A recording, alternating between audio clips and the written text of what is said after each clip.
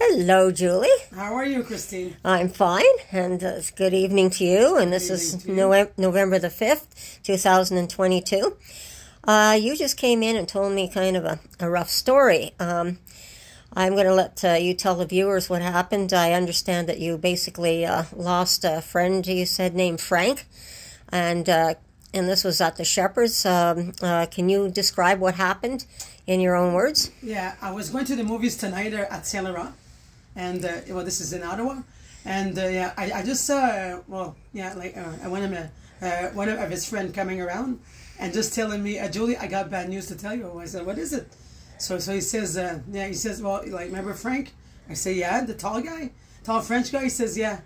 So anyways, he says he froze to death 2 days ago, Julie.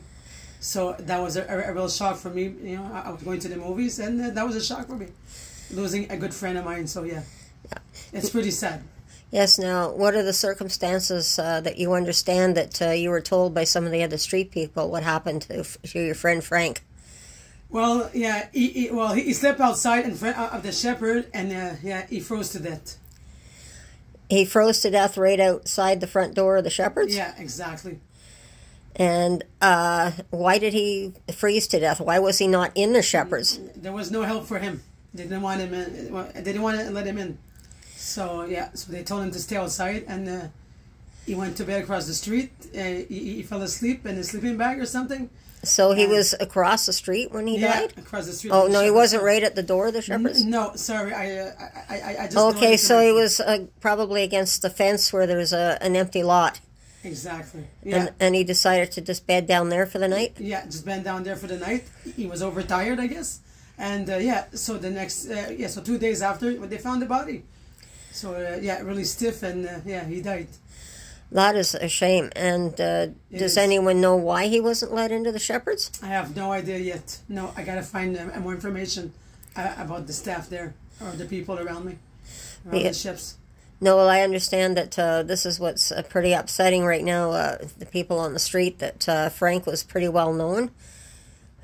And yes, a really friendly guy, and really careful, he cared about everybody on the street, you know, always happy going, always singing, and so it's a really sad, it's pretty sad.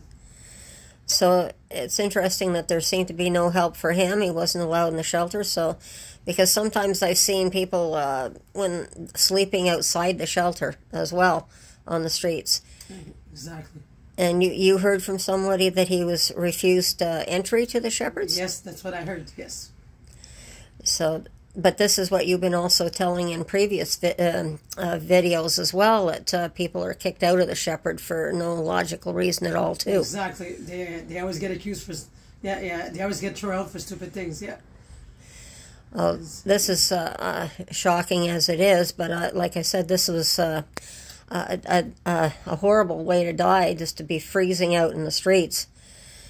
And I hope we don't have this all winter long, because winter's just on top of us right now.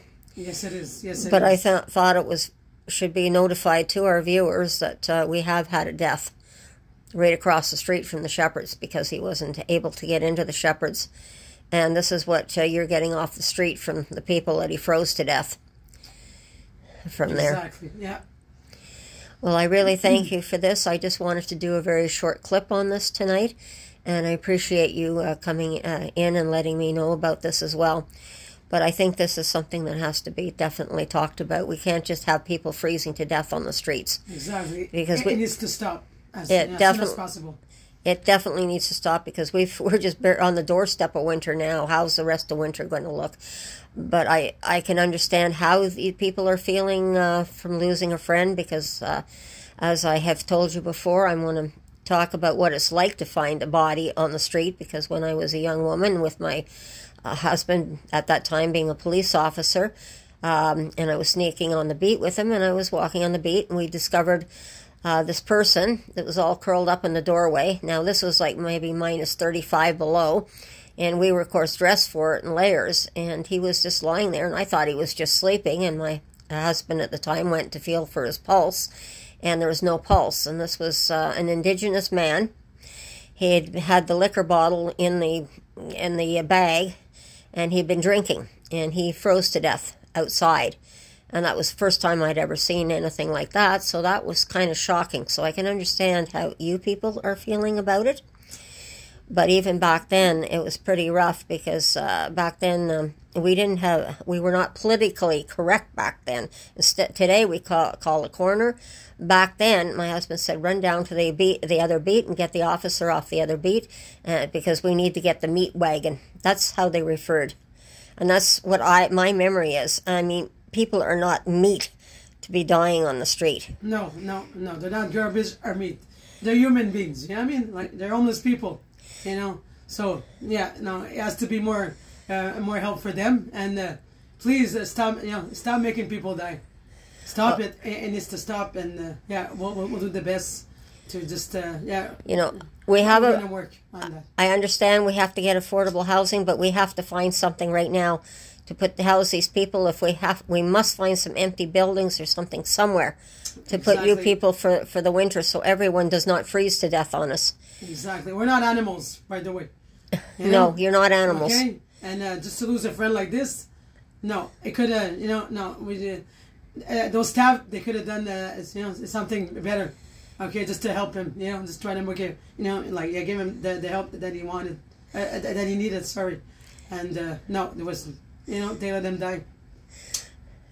So, like I said, I'm going to end the video, but thank you very much for coming in. And I don't know if it'd be nice. I know at times that the city does have memorial services for these people. So if you hear about it, I'd be happy to go to a memorial service for your friend. Thank you. Thank you. You're welcome. Bye-bye. Take care. Bye-bye, sweetie. You too. Bye-bye.